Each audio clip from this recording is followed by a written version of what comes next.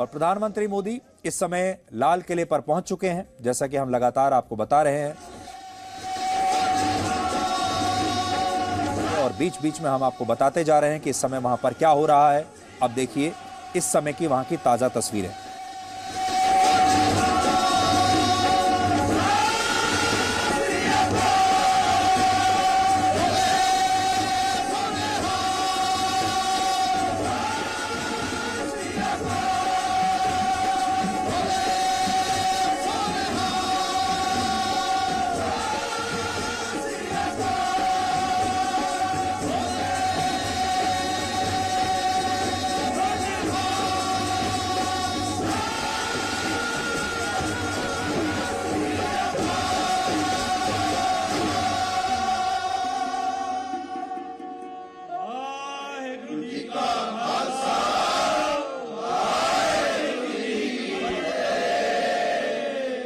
दुनिया भर से जुड़े हुए सभी महानुभाव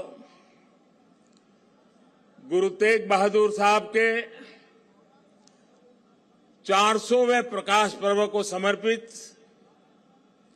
इस भव्य आयोजन में मैं आप सभी का हृदय से स्वागत करता हूं। अभी शबद कीर्तन सुनकर जो शांति मिली वो शब्दों में अभिव्यक्त करना मुश्किल है। आज मुझे गुरु को समर्पित स्मारक डाक टिकट और सिक्के के विमोचन का भी सौभाग्य मिला है। मैं इसे हमारे गुरुओं की विशेष कृपा मानता हूं। इसके पहले 2019 में हमें गुरु नानक देव जी का 550वां प्रकाश पर्व और 2017 में गुरु गोविंद सिंह जी का 350वां प्रकाश पर्व मनाने का भी सौभाग्य मिला था। मुझे खुशी है कि आज हमारा देश पूरी निष्ठा के साथ हमारे गुरुओं के आदर्शों पर आगे बढ़ रहा है। मैं इस पुण्य अवसर पर सभी 10 गुरुओं के चरणों में आदरपूर्वक नमन करता हूं।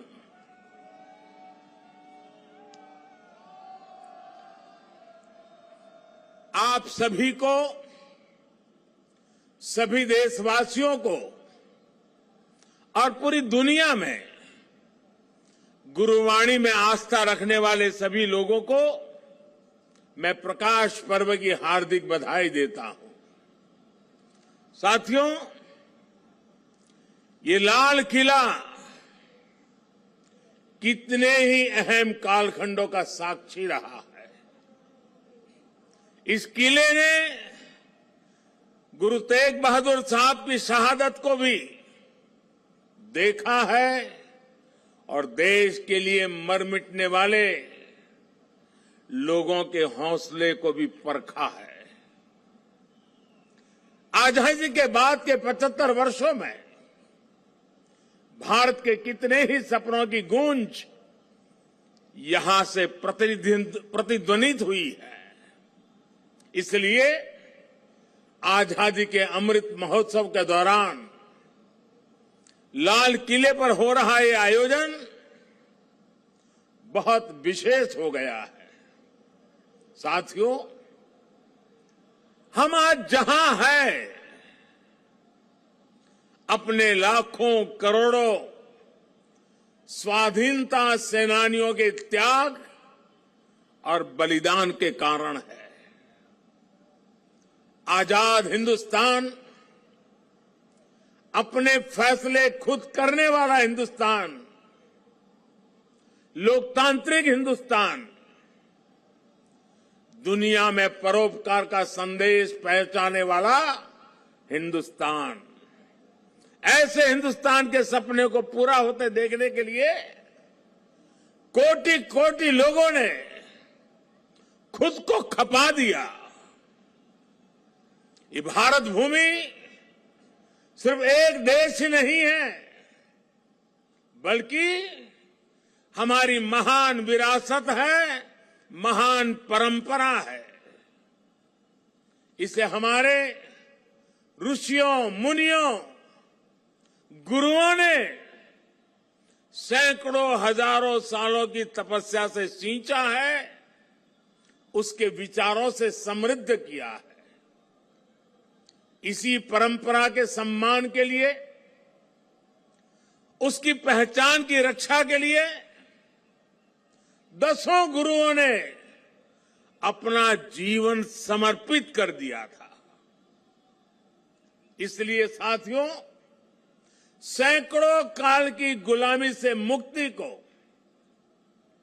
भारत की आजादी को, भारत की आध्यात्मिक और सांस्कृतिक यात्रा से अलग करके नहीं देखा जा सकता। इसलिए आज देश आजादी के अमृत महोत्सव को और गुरु तेग बहादुर साहब के 400वें प्रकाश पर्व को एक साथ मना रहा है, एक जैसे संकल्पों के साथ मना रहा है। साथियों, हमारे गुरुओं ने हमेशा ज्ञान और अध्यात्म के साथ ही समाज और संस्कृति की जिम्मेदारी उठाई। उन्होंने शक्ति को सेवा का माध्यम बनाया। जब गुरु तेग बहादुर साहब का जन्म हुआ था, तो गुरु पिता ने कहा था, दिन रक्ष संकट हरन, दिन रक्ष संकट हरन, यानी ये बालक एक महान आत्मा है, ये दिन दुखियों की रक्षा करने वाला, संकट को हरने वाला है। इसलिए श्री हरगोविंद साहब ने उनका नाम त्यागमल रखा। यही त्याग गुरु तेग बहादुर साहब ने अपने जीवन में चरितार्थ भी करके दिखाया। गुरु गोविंद सिंह जी ने तो उनके बारे में लिखा है, तेग बहादुर सिमरिए घर नौ निधि आवे धाई, सब थाई होई सहाय। अर्थात गुरु तेग बहादुर जी के सुमिरन से ही सभी सिद्धियां अपने आप प्रकट होने लगती हैं। गुरु तेग बहादुर जी का ऐसा अद्भुत आध्यात्मिक व्यक्तित्व था, वो ऐसी विलक्षण प्रतिभा के धनी थे। साथियों, यहां लाल किले के पास, यहीं पर गुरु तेग बहादुर जी के अमर बलिदान का प्रतीक गुरुद्वारा शीशगंज साहब भी है। ये पवित्र गुरुद्वारा हमें याद दिलाता है कि हमारी महान संस्कृति की रक्षा के लिए गुरु तेग बहादुर जी का बलिदान कितना बड़ा था। उस समय देश में मजहबी कट्टरता की आंधी आई थी। धर्म को दर्शन, विज्ञान और आत्मशोध का विषय मानने वाले हमारे हिंदुस्तान के सामने ऐसे लोग थे जिन्होंने धर्म के नाम पर हिंसा और अत्याचार की पराकाष्ठा कर दी थी। उस समय भारत को अपनी पहचान बचाने के लिए एक बड़ी उम्मीद गुरु तेग बहादुर साहब के रूप में दिखी थी। औरंगजेब की आतताई सोच के सामने उस समय गुरु तेग बहादुर जी हिंद दी चादर बनकर, एक चट्टान बनकर खड़े हो गए थे। इतिहास गवाह है कि वर्तमान समय गवाह है और ये लाल किला भी गवाह है कि औरंगजेब और उसके जैसे अत्याचारियों ने भले ही अनेकों सिरों को धड़ से अलग करा, लेकिन हमारी आस्था को वो हमसे अलग नहीं कर सका। गुरु तेग बहादुर जी के बलिदान ने भारत की अनेकों पीढ़ियों को अपनी संस्कृति की मर्यादा की रक्षा के लिए, उसके मान सम्मान के लिए जीने और मर मिट जाने की प्रेरणा दी है। बड़ी बड़ी सत्ताएं मिट गई, बड़े बड़े तूफान शांत हो गए, लेकिन भारत आज भी अमर खड़ा है। भारत आगे बढ़ रहा है। आज एक बार फिर दुनिया भारत की तरफ देख रही है। मानवता के मार्ग पर पथ प्रदर्शन की उम्मीद कर रही है। गुरु तेग बहादुर जी का आशीर्वाद हम नए भारत के आभामंडल में हर और महसूस कर सकते हैं। भाइयों और बहनों, हमारे यहां हर कालखंड में जब जब नई चुनौतियां खड़ी होती है तो कोई न कोई महान आत्मा इस पुरातन देश को नए रास्ते दिखाकर दिशा देती है। भारत का हर क्षेत्र, हर कोना हमारे गुरुओं के प्रभाव और ज्ञान से रोशन रहा है। गुरु नानक देव जी ने पूरे देश को एक सूत्र में पिरोया। गुरु तेग बहादुर जी के अनुयायी हर तरफ हुए।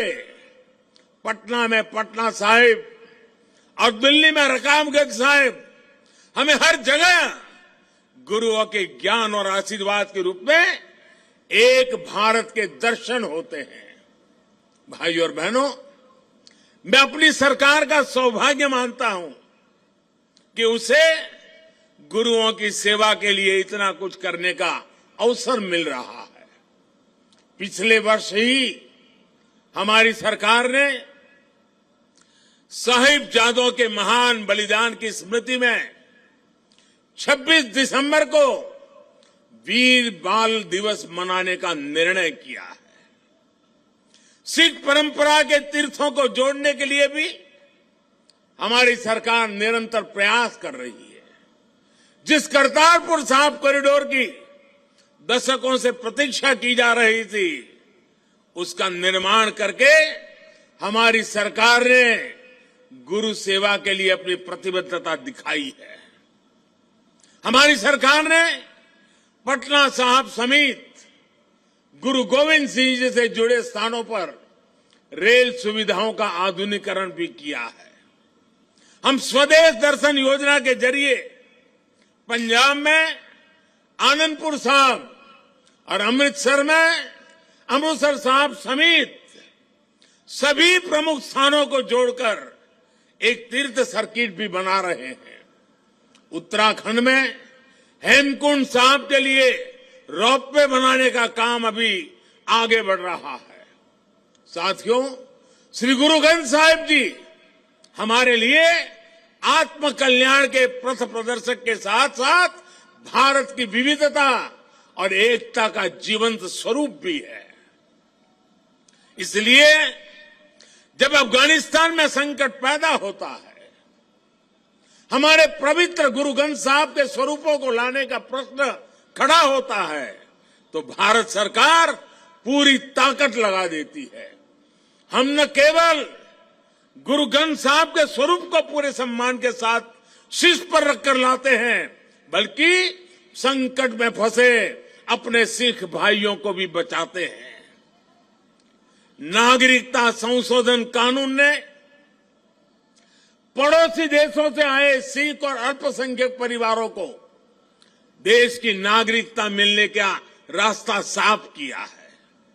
ये सब इसलिए संभव हुआ है क्योंकि हमारे गुरुओं ने हमें मानवता को सर्वोपरि रखने की सीख दी है। प्रेम और सौहार्द हमारे संस्कारों का हिस्सा है। साथियों, हमारे गुरु की वाणी है, भय काहू को देत नहीं, भय काहू को देत नहीं, नहीं भय मानत आन, कह नानक सुनी रे मना, ज्ञानी ताही बखानी। अर्थात ज्ञानी वही है जो न किसी को डराए और न किसी से डरे।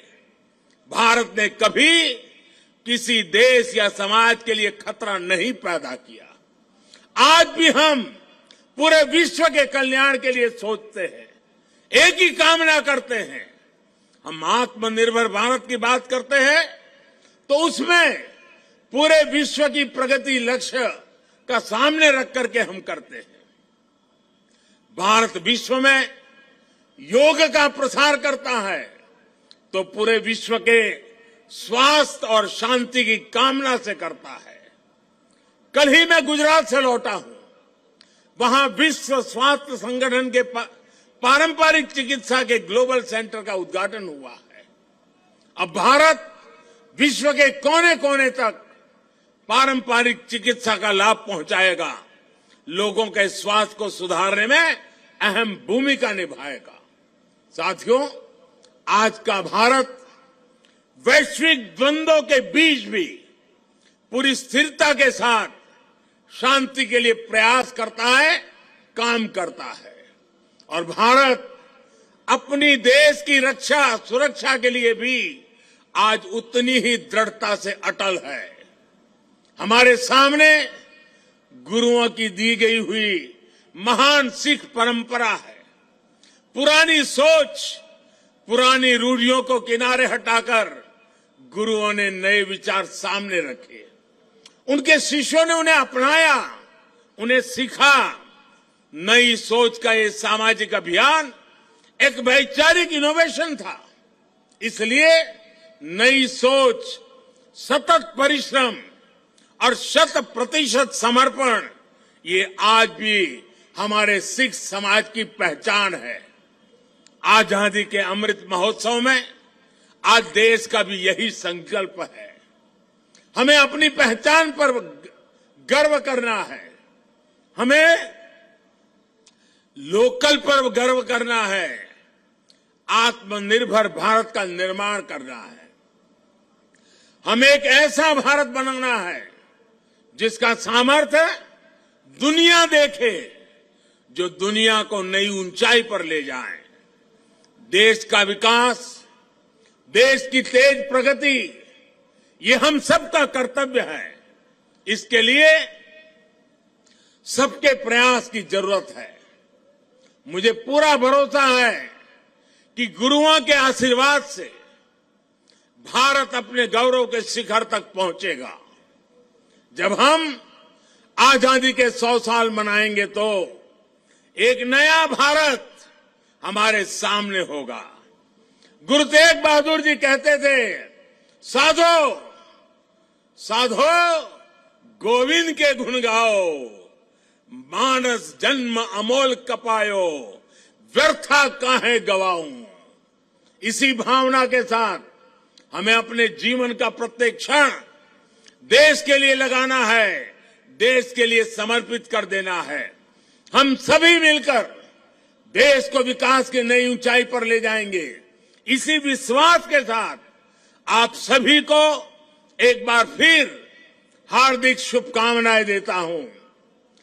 वाहेगुरु जी का खालसा, फतेह।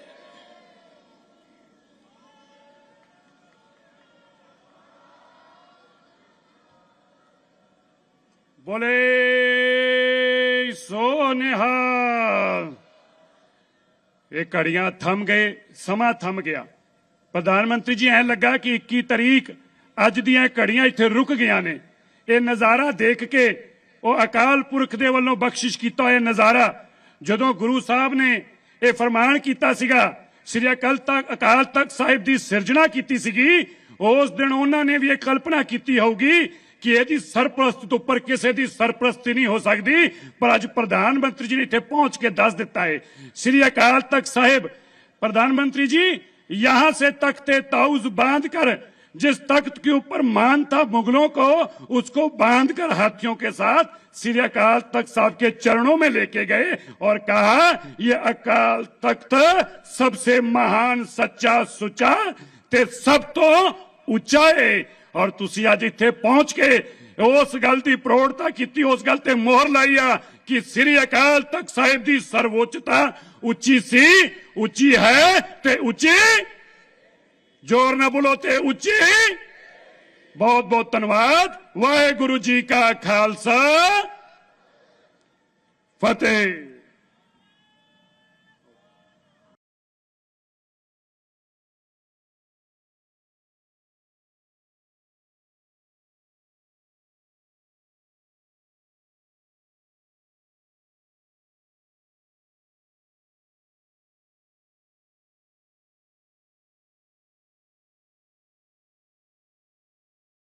Presenting B News app, available on Google Play and App Store. Download it now.